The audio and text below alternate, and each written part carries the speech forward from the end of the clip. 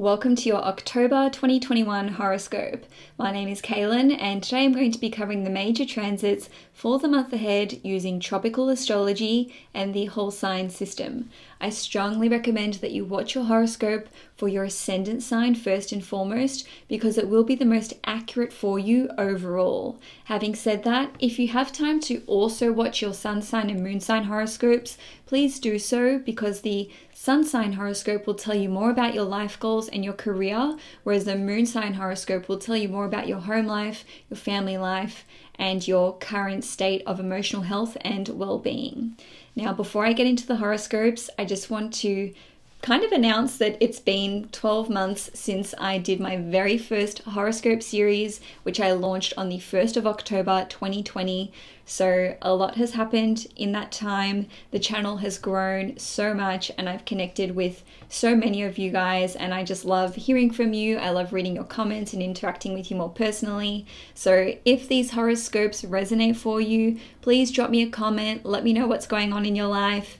And if you want to connect with me on Instagram and Facebook, I'll leave a link in the description box below, but it's basically just Castrology, which is the same handle as what I use for my YouTube channel. So wishing you guys a prosperous October 2021. And without further ado, let's dive into the horoscopes. Hi Libra Sun, Moon and Risings. Welcome to your October 2021 horoscope. On the 1st of October or the 30th of September, depending where you live in the world, Venus in Scorpio in your second house will square Jupiter in Aquarius in your fifth house. The second house is all about your finances and your resources. Now, because Venus is your ruling planet, this is about the investment of your time and the personal energy and effort that you are putting into your hobbies and your passions, as represented by Jupiter in the fifth house. Now, square aspects, when they are in fixed signs, ask us to invest in something. Now, because Jupiter rules over your third house, which represents your communications, your education, and any kind of project that you're working on, and it also rules over your sixth house, which represents your work and your health, this is about investing more time and energy into these matters. Now, you may actually have to invest some of your mutual resources into these areas. Now, because this square aspect is posing a challenging energy which is difficult to navigate, you may be uncomfortable with dipping into your savings, or you may be uncomfortable with dipping into money that you had squirreled away for some kind of future business venture, or maybe you're not comfortable with asking your significant other or with anyone that you share money with for access to these funds. Even if you don't require permission to access these funds, you may just feel like you're taking away these resources which could be better used for another person. This square aspect is asking you to invest in yourself and to invest in your creative gifts and talents. Now, this could even just be the time and energy that you put into these areas of interest. With Venus ruling over your 8th house of deep research, you may feel like you are somehow robbing your emotional resources and the energy that you could be putting into your intimate relationships by investing them into yourself. There's some kind of uncomfortability here with you investing time and money and energy into putting yourself first. Venus in your second house talks about your priorities and what you value, and Jupiter squaring your ruling planet is essentially challenging you to expand upon your creative gifts and your talents. It's asking you to invest in your education. It's asking you to invest time and energy into your health and into work. Essentially, this transit will see you expanding or growing from this situation in a positive way, which comes about through very uncomfortable processes. So this may involve you putting yourself first, which I know a lot of you Libras don't like to do because you're all about give and take and things being in balance, but you will be basically pushed up against a corner or put between a rock and a hard place where either your health suffers if you don't put yourself first, or your creative projects or your own business will suffer if you don't put yourself first and invest resources, your time or your energy, or even just your finances into expanding upon these areas, which will help you to grow as a person. Now, on the 6th of October, there will be a new moon in Libra at 13 degrees in your first house, and it will be in exact conjunction with Mars. This new moon in Libra will also be in a wide conjunction with Mercury, which will be retrograde at this time. The new moon is also making a few other aspects, which I'll discuss after I go through a few different ways that this can manifest for you. Now, because this new moon is conjunct Mars, which rules over your 7th house of one-on-one relationships, this will see many Librans taking very definitive action when it comes to standing up for yourself in your one-on-one relationships with other people. Now, that is because Mars rules over your 2nd house, which represents your values. And because this Mercury retrograde period has been in your 1st house, which means it's been transiting the sign of Libra, this need to stand up for yourself in your one-on-one relationships has come about by you reassessing and reevaluating your world beliefs, your religious beliefs, your spiritual beliefs, and even just your vision for the future. And I say that because Mercury rules over your 9th house, which represents all of these areas. The 9th house represents our connection to faith or to spirit or lack thereof. You know, I'm not saying that you guys have to be religious or that you have to be spiritual. The point is that this Mercury retrograde period will have seen you as a Libra reevaluating the bigger picture when it comes to your course in life, when it comes to your soul's calling or your life purpose. Mercury rules over your 12th house, which represents the subconscious. The 12th house also represents things that we do which are self-sabotaging in nature. Now, because this new moon is occurring in your sign and it is conjunct Mercury and it is conjunct Mars, this leads a lot of you Libras to basically having a conscious understanding that many of these self-sabotaging behaviors that you have been exhibiting, which have been stunting your expansion and your growth as represented by Mercury ruling over your 9th house, have all been part of these interactions with these one-on-one relationships that you are in.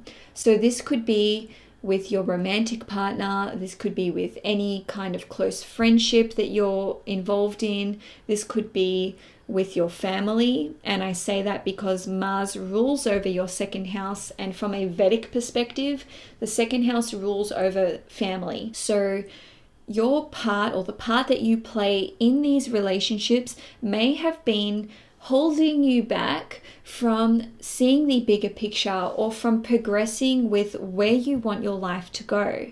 Now, this new moon in Libra, for some of you, will see you basically implementing some kind of new diet. And that's because Mars rules over your 2nd house, which represents food and anything that we are eating. Now, this will have a very transformative impact on your physical body, and that's because this new moon is taking place in the 1st house. And with this conjunction to Mars, this represents doing something new or cutting something out of our lives. So for many of you Libras, this could simply be cutting things out of your wardrobe and basically investing in a totally new wardrobe. Now, for some of you, this could just be because you're reassessing your values as shown by Mars ruling over the 2nd house, or how you dress could be motivated by religious or spiritual matters. Now, on the 9th or the 10th of October, depending where you live in the world, once again, we will see the Sun, Mars, and Mercury all being conjunct at 16 degrees Libra. So the reason that I'm flagging this in this transit report is because this is a great time for you to act on these new moon intentions that you may have set for yourself. So an example of that could be, starting your diet on this day. It could be having that difficult conversation with someone that you're in a relationship with on that day. Or it could simply be that you do something for yourself which really commemorates that date, or which really marks it as an important milestone as the beginning of your journey. Now, between the 6th or the 7th of October and the 18th/19th of October, we will see 4 planets stationing direct, with Pluto stationing direct in your 4th house, which represents your home life, your family, and essentially your current living circumstances. You may experience some kind of rebirth here. So the last 5 months with Pluto being retrograde in your 4th house, you may have seen issues crop up with your family. There may have been problems in your current residence, whether you are renting or whether you've bought there, or it could just be with property matters in general.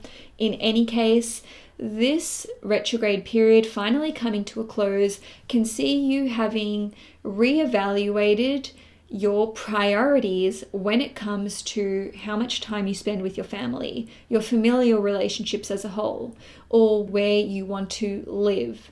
Now, I say this because Pluto rules over your 2nd house, which represents what you value. Now, on the 11th of October, with Saturn stationing retrograde in Aquarius in your 5th house, you can experience more security and stability when it comes to your creative projects and with any kind of artistic endeavor which you are currently working on.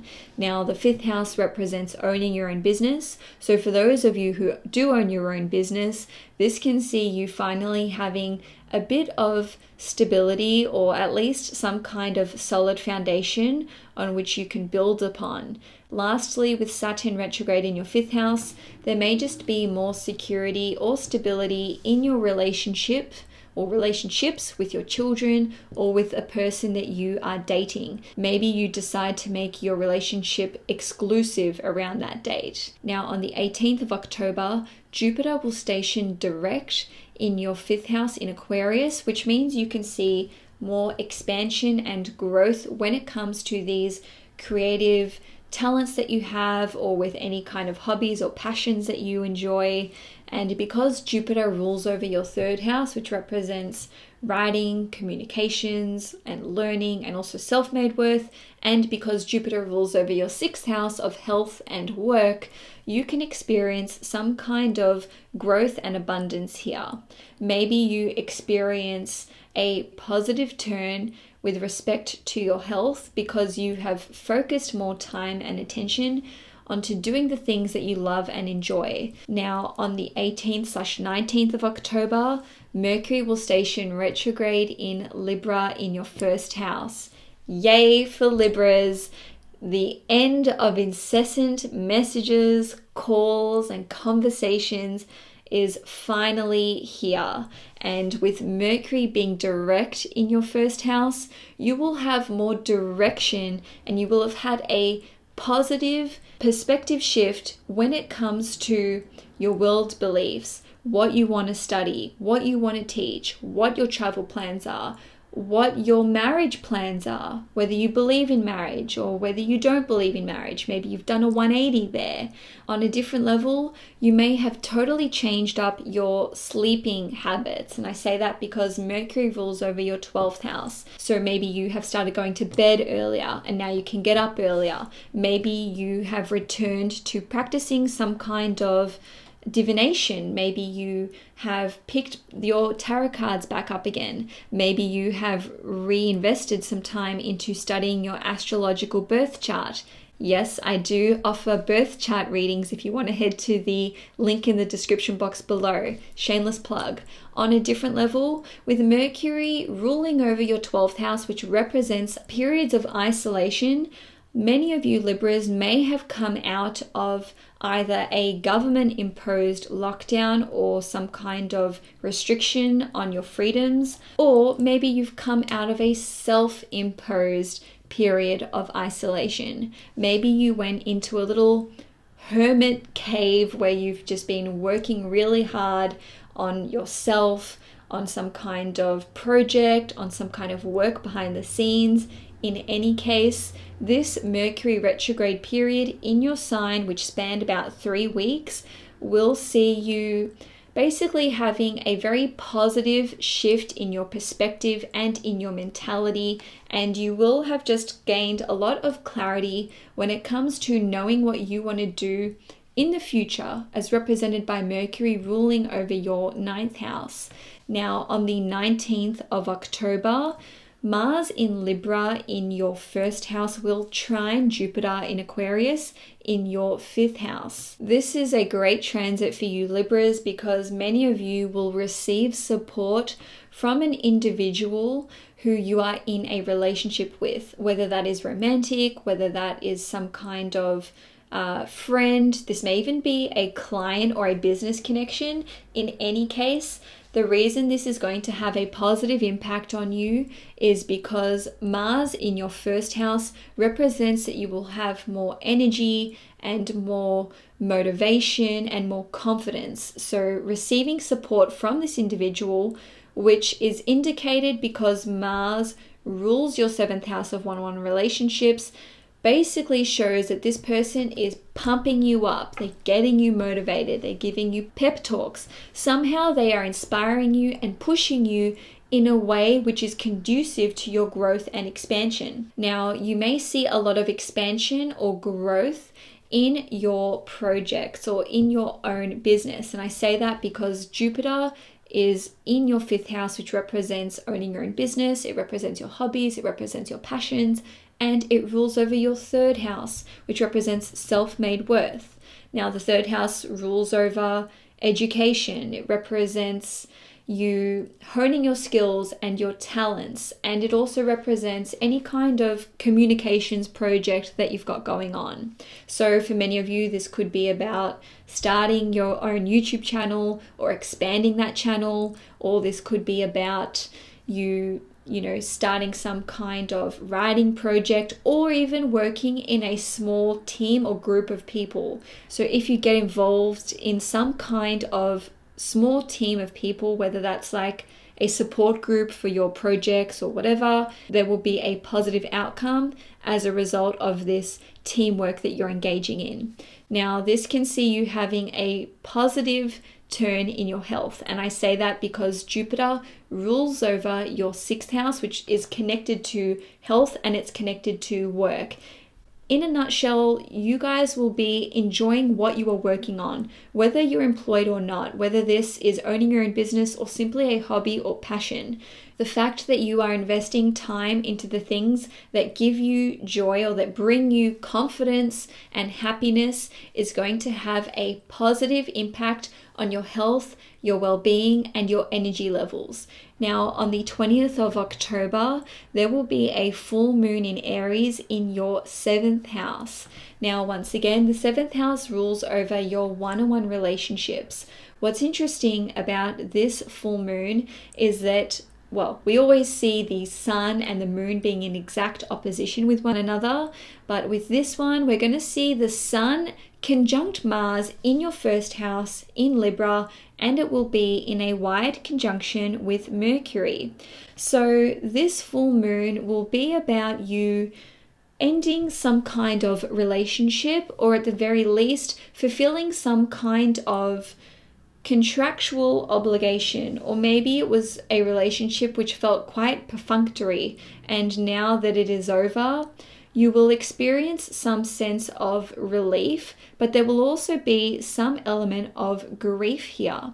Now, I say that because this full moon in Aries at 27 degrees will be squaring Pluto in Capricorn in your 4th house, which is at 24 degrees. So this is a pretty tight square. Now, some of you will be ending a relationship with either your romantic partner or with a business partner. And I say that because Mars rules over your 7th house of one-on-one relationships.